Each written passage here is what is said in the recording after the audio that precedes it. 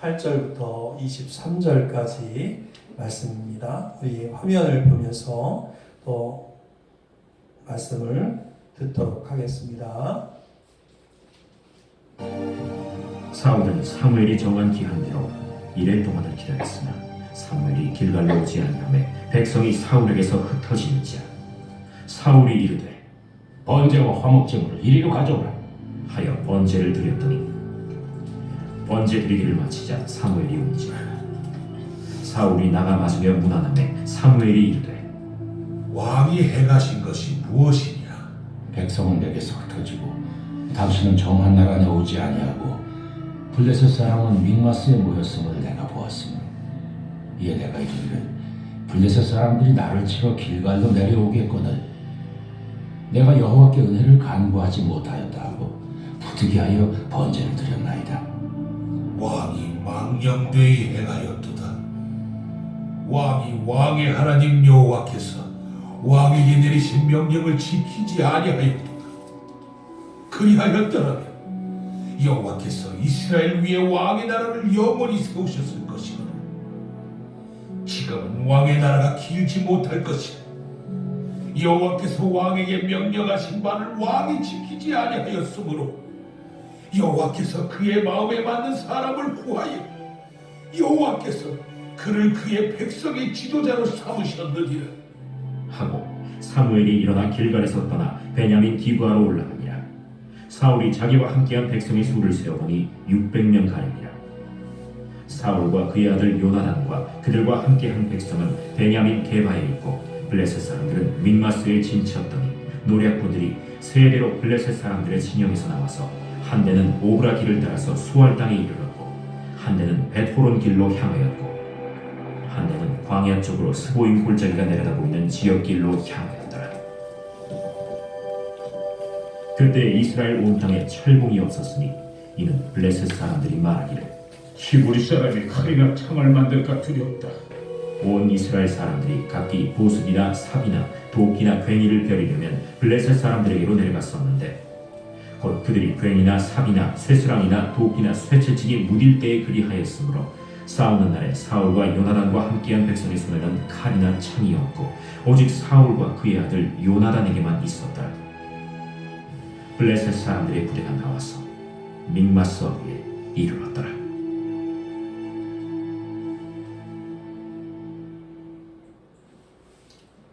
네, 반갑습니다. 오늘은 조급한 마음이 들 때라는 제목으로 하나님 말씀 보도록 하겠습니다.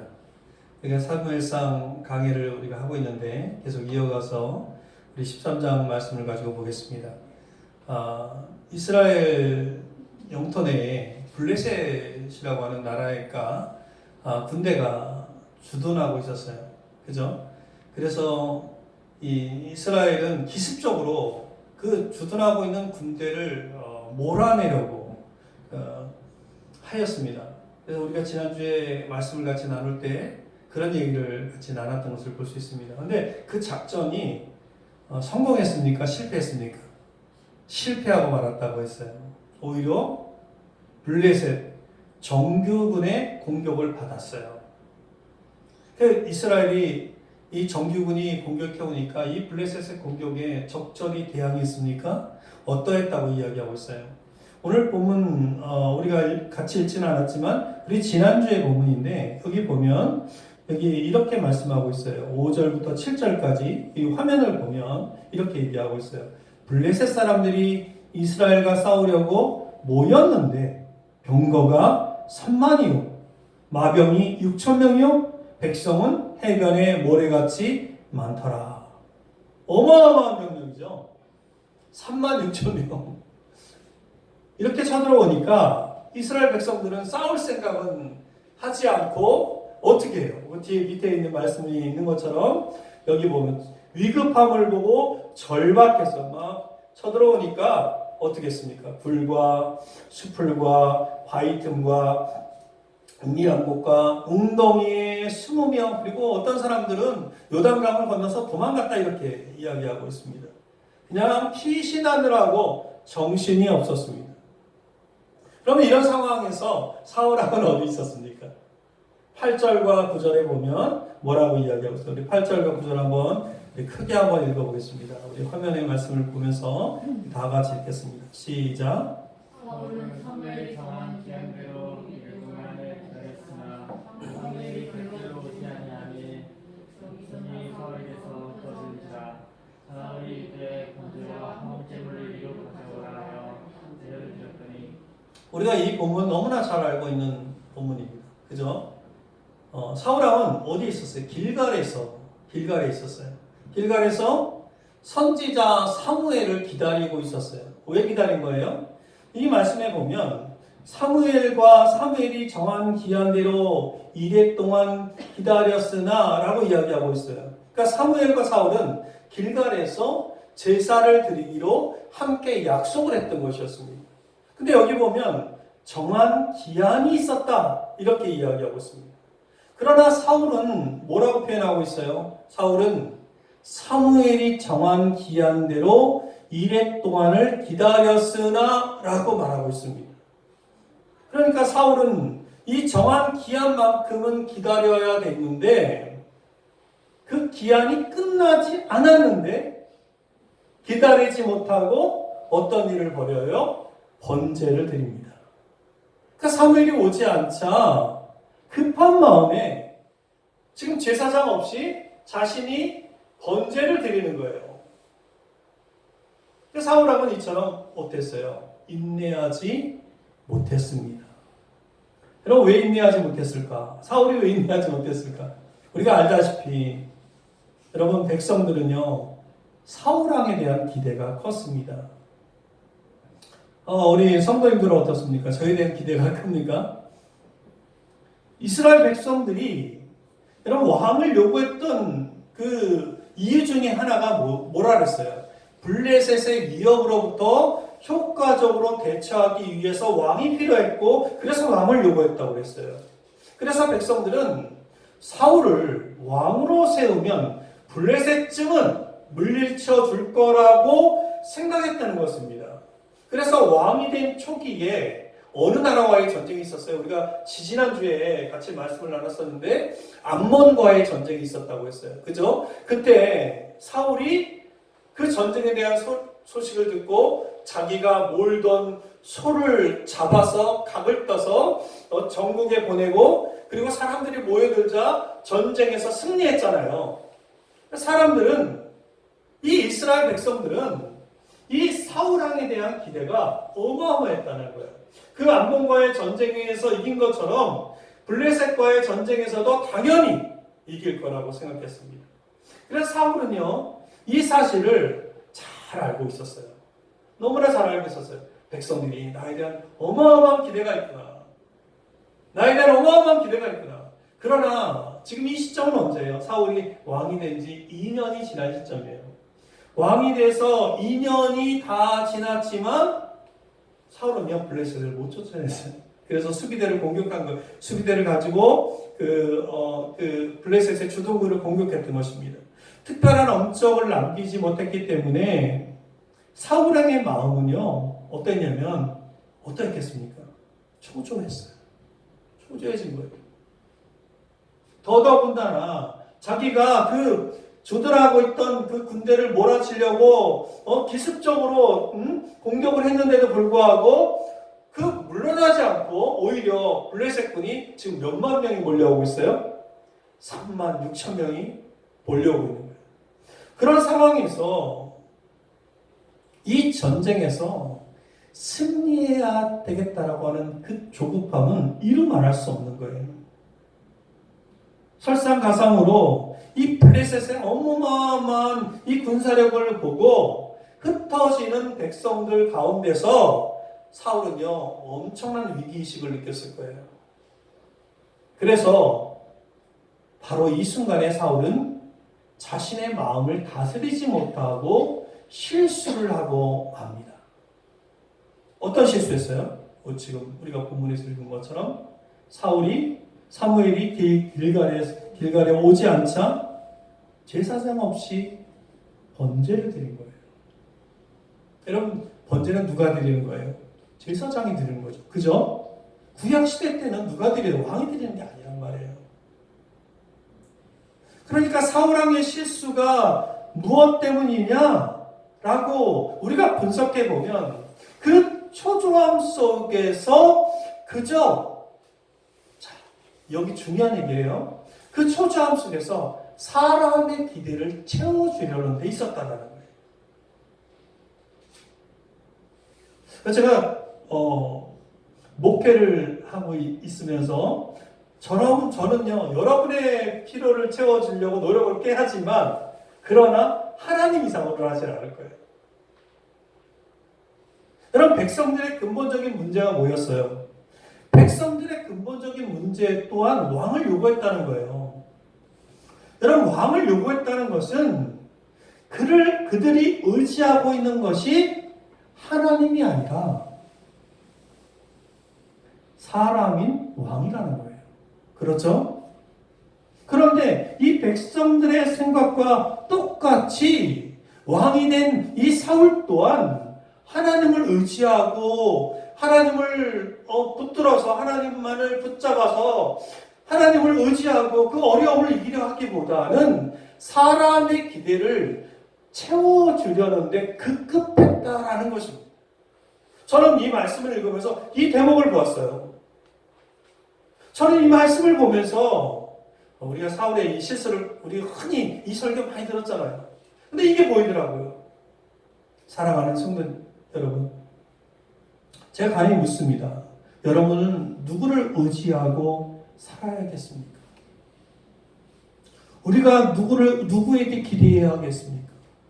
하나님입니까? 아니면 사람입니까? 여러분, 우리가 살다 보면요, 수많은 어려운 상황을 맞이합니다. 그렇죠? 그런 상황에서 기다리지 못하고 조급한 마음을 가져서는 안 돼요. 아멘입니까? 왜 조급한 마음이 드는 거예요? 상황만 보기 때문입니다. 상황만 보기 때문에 그래요. 그리스도인들은 여러분 모든 것을 주관하시는 하나님을 바라봐야 해요. 아멘입니까? 우리의 시선은 어디에 있어야 돼요? 하나님께 있어야 돼요. 상황을 보기보다는 우리의 근본적인 문제를 해결하실 하나님을 바라봐야 된다는 것입니다. 여러분, 우리의 구원이 어떻게 임했어요? 하나님이요, 오래 참으시지 않으셨으면 여러분 여기 못 앉아 있어요. 하나님이 오래 참으셨기 때문에 우리에게 구원이 임한 것입니다. 아멘입니까? 그래서 나에게까지 이 구원이 임한 거예요. 이게 하나님의 성품이에요. 이게 하나님의 성품이에요. 그러니까 우리도 하나님을 닮은 자로 살아가려면 그 조급한 상황에서 상황을 보지 말고 기다려야 돼요. 아멘입니까? 우리의 신앙도 그렇게 되기를 축원합니다. 여러분, 조급한 마음이 드는 상황에서 참아야 일이 이루어져요.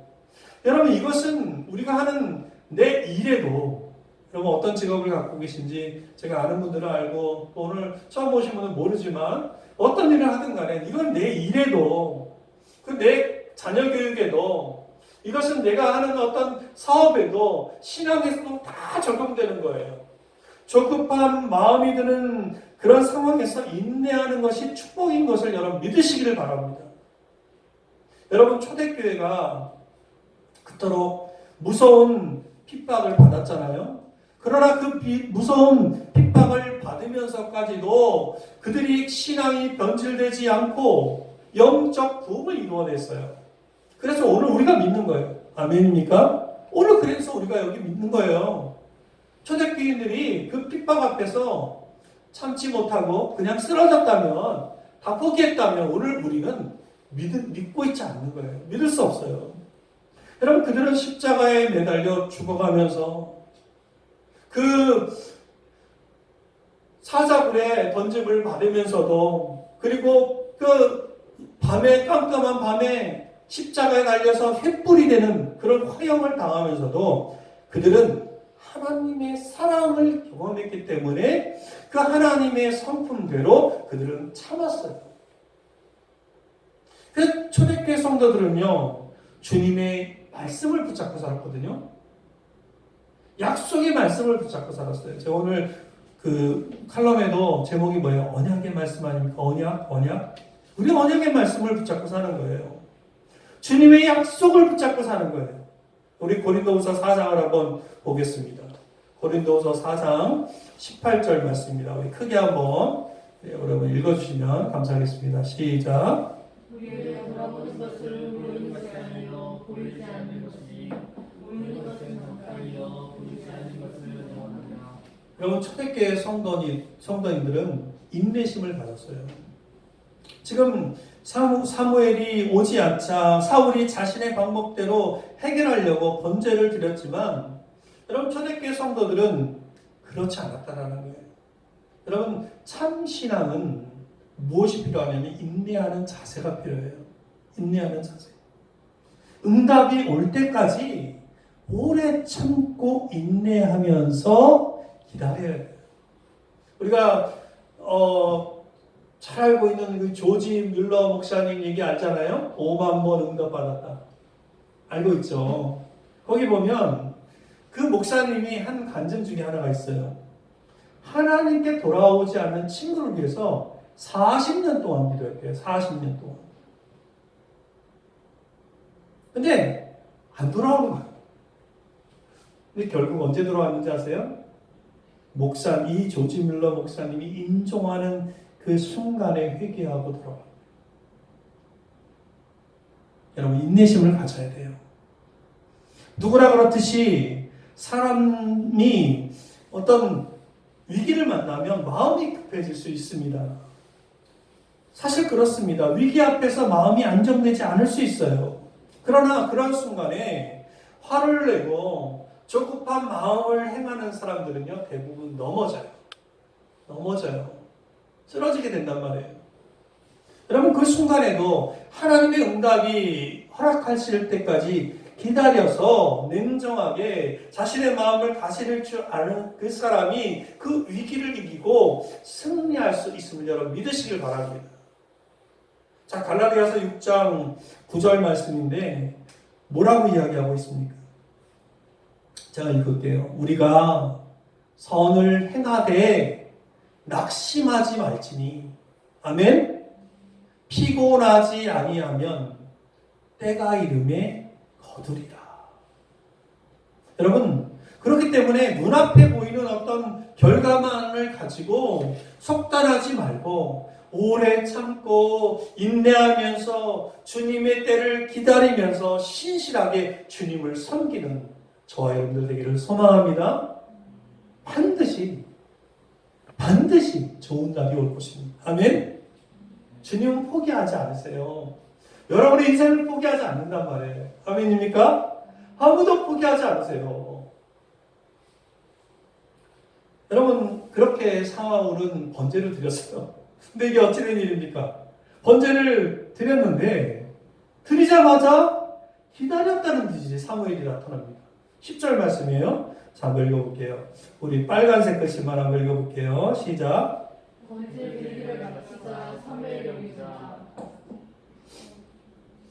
사무엘이 마치자 왔다고 이야기하고 있어요. 참 어떻게 번제를 드리자마자 오겠습니까? 그래가지고 왔더니 나갔어요. 사울이 나갔어요. 그랬더니 왕이 보니까 사무엘이 보니까 번제를 드린 걸 보이잖아요. 그 왕이 행하신 것이 뭡니까? 라고 물어보니까 사무엘이 막 변명을 합니다. 변명을 해요. 거기에 변명을 보면 지금 백성이 흩어지고 그리고 사무엘 당신은 오지 않고 그리고 블레셋의 믹마스까지 왔어요. 이렇게 막 얘기를 하는 거예요. 그렇잖아도 지금 보면은 사울이 자신이 번제를 드릴 수밖에 없는 그 상황, 그 정황을 설명하고 있는 거예요. 그죠? 어찌 보면 정당해 보여요. 이 상황이. 왜냐하면 그렇게 믹마스까지 막 쳐들어오고 그렇잖아도 숫자 열세인데 지난주에도 이야기했지만 이 이스라엘의 군대는 군대가 아니라였어요. 그들에게는 보습 하나, 예를 들어서 3이나 꽃갱이 하나조차도 단련할 수 있는 재련소가 없었다고 했어요. 철공들이 없었기 때문에. 그러니 막 그런 상황을 얘기하는 거예요. 수적인 열세에 있고 긴박한 상황이 있고, 그런데다가 사무엘은 정한 날이 되어도 오지 않으니 사태가 점점 심각해졌다는 거예요. 그래서 부득이하게 그가 백성들의 마음을 모으고 하나님의 은혜를 구하기 위해서 번제를 드렸습니다 라고 변명하는 거예요. 여러분 잘 들어보면 어찌 보면은 이해도 될 것 같아요. 이해도. 그죠? 그런 상황이면 어떻게 하겠습니까? 사랑하는 성도 여러분, 저를 한번 봐주시고, 저와 여러분은 영원한 하나님 나라에서 같이 영원히 살 사람들이에요. 아멘입니까? 그러니까 이런 상황이 되면 어떻겠습니까? 사무엘이 이야기를 듣고 사무엘의 반응이 어땠어요? 자, 우리 13절, 15절 여기 보면 어마어마한 얘기예요. 좀 잘 안 보이죠? 여러분 가지고 있는 성경책 같이 보면서 자, 한번 13절부터 15절까지 한번 읽어보겠습니다. 우리 큰 소리로 한번 읽겠습니다. 시작. 사무엘이 사울에게 이르되 왕이 망되어 왕이 왕의 하나님 여호와께서 왕에게 내리신 명령을 지키지 아니하였다. 그리하였더라면 여호와께서 이스라엘 위에 왕의 나라를 영원히 세우실 것이거늘 지금은 왕의 나라가 길지 못할 것이라. 여호와께서 왕에게 명령하신 말을 왕이 지키지 아니하였으므로 여호와께서 그의 마음에 맞는 사람을 구하여 여호와께서 그 백성의 지도자로 삼으셨습니다. 네, 거기까지 보겠습니다. 사무엘은요, 이 사울의 이야기를 듣고 그 얘기를 동정하거나 수긍하지 않아요. 오히려 뭐라고 표현하고 있냐면 사울에게 망령되게 행했다. 자, 그 말은 망령된 사람, 망령이라는 말이 뭐예요? 망하는 거잖아요. 망하는 거잖아요. 그 어감만 들어봐도. 그죠? 뭐라고 해요? 왕의 하나님 여호와께서 왕에게 내리신 명령을 지키지 아니하셨나이다. 아멘? 사무엘의 대답은 하나님의 명령을 지키지 않은 것에 대해서 이야기합니다. 그리고 망령된 사람이라고 엄하게 책망하고 있어요. 여러분, 사울이 먼저 번제를 드린 이유가 뭐예요? 사울이 번제를 드림으로 흩어진 백성들의 마음을 수습하고 블레셋과의 전쟁에서 하나님의 은혜를 구할 수 있다고 생각했습니다. 이처럼 블레셋과의 전쟁에서 불리한 상황에 놓이게 되자 군사를 기합하려고 하는 목적으로 사무엘과의 정한 기한의 약속을 어기고 번제를 드린 거예요. 누구의 방법대로? 자신의 방법인 거예요. 이게 하나님의 뜻은 아닌 거예요. 아멘입니까? 하나님의 뜻이 아니라 자신의 뜻을 행하는 거예요. 사람은 하나님을 신뢰하고 순종함으로 사울은 그렇게 사무엘을 기다렸음에도 불구하고 사울은요, 자기의 방법을 택한 거예요. 자기 중심적인 방법. 우리가 신앙생활 하면서 이런 오류에 빠지면 안 돼요. 이것도 하나님의 뜻이겠지 생각하면 내 방법을 추구해서는 안 된다는 거예요. 아멘입니까? 그래서 그 결과가 뭐예요? 자, 우리 15절 마지막에 보니까 이렇게 얘기했어요. 사무엘은 떠나버리고 사울이 자기와 함께한 백성의 수를 세어보니 600명 가량이라. 자기 중심적인 방법을 추구하면서 자신의 방법대로 번제를 드렸는데 그 결과가 무엇이냐는 거예요. 그에게 남은 것은 고작 600명. 지금 블레셋은 몇 명이 쳐들어온 거야? 36,000명. 사무엘은요, 사울을 책망하고 떠납니다. 이제 600명만 남은 거예요. 왜 떠났을까요? 왜 사무엘은 떠났을까요? 지금 사무엘의 말처럼 사울은 하나님의 방법, 하나님의 뜻대로 행하기보다는 자신의 방법, 자신의 뜻을 구했기 때문입니다. 여러분, 성경은 우리에게 이렇게 얘기해요. 제사를 드림보다 순종하는 것이 낫다. 아멘입니까? 하나님이 원하시는 것은 번제가 아니라 순종이에요.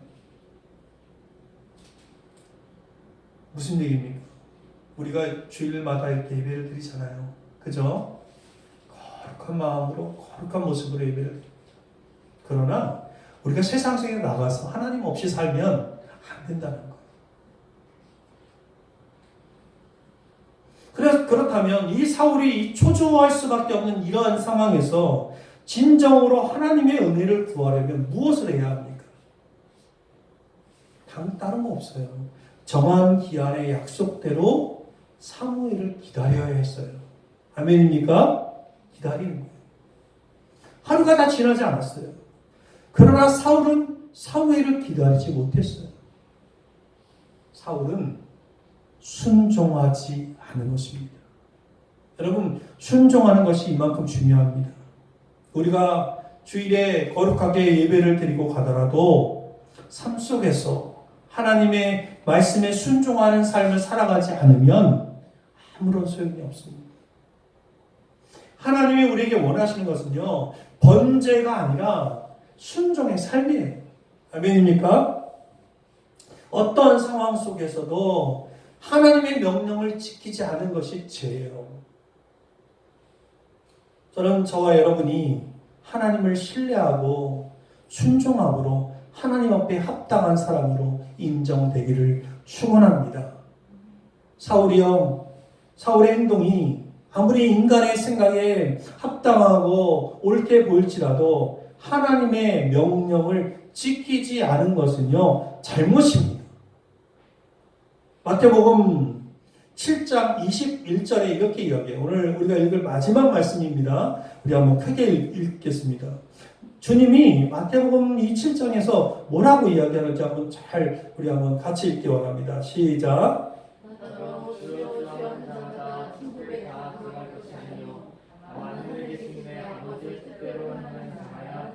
여러분, 이 말씀에서 우리 예수님은 우리에게 뭐라고 얘기했어요? 천국에 들어가는 자가 누구라고 얘기하고 있어요? 매일 예배 드리는 자?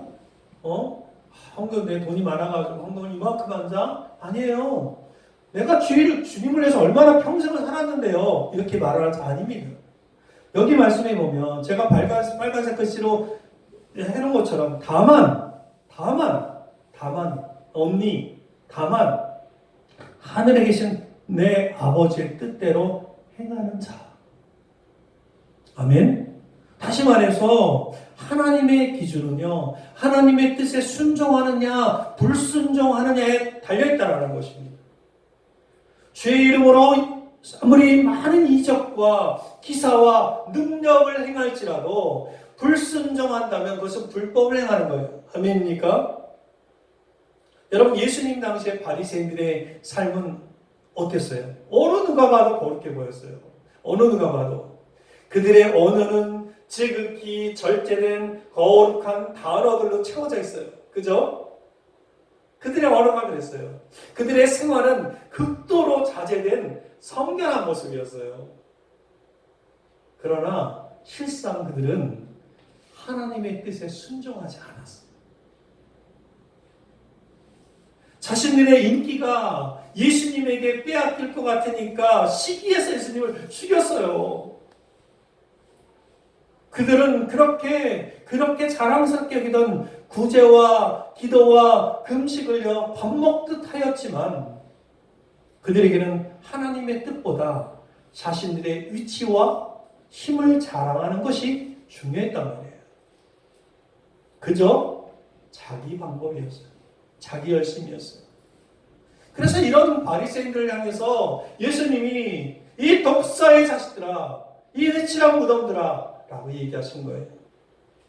여러분, 인간의 시선을 끌기에는 더없이 좋은 모습이었지만 그 모습이 예수님의 눈에는 위선이고 거짓으로 밖에는 볼 수밖에 없는 거예요. 우리는 어떻습니까? 사랑하는 성도 여러분, 영원하신 하나님을 바라보고 그분에게 목표를 두고 살아야 돼요. 아멘입니까? 그렇지 않고 내 뜻과 내 방법대로 내가 교회를 위해서 이만큼 내가 봉사할 수 있는데 내가 없으면 교회 안 들어가.